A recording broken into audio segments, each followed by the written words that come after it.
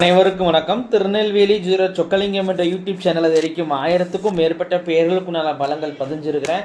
So இந்த சேனலை subscribe பண்ணிவிட்டு அந்தந்த பேருக்குடையவங்க உங்கள் பேர்களுக்கு நல்ல பலங்கள் தெரிஞ்சுக்கோங்க.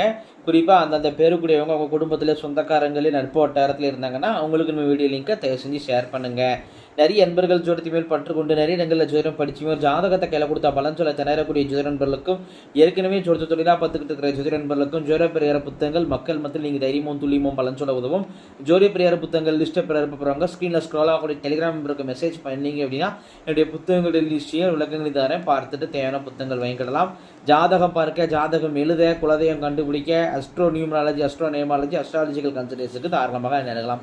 சரி, இன்னைக்கு ஒரு பதிவாக உபாசனை தெய்வம் கண்டுபிடிப்பு அப்படிங்கிறதுல ஒரு அன்பர் ஒரு ஜாதகத்தை அனுப்பிச்சிருக்கிறாரு. திரு செல்வம் ஐயா அவர்கள் சென்னையிலேருந்து அனுப்பிச்சிருக்கிறாங்க. இவருடைய ஜாதகத்திலே உபாசனை தெய்வத்தை நாம் கண்டுபிடிக்க போகிறோம்.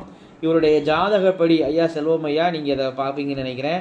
உங்களுடைய ஜாதகத்தின்படி உங்களுடைய உபாசனை தெய்வமானது நாச்சியார் தாய் தாங்க.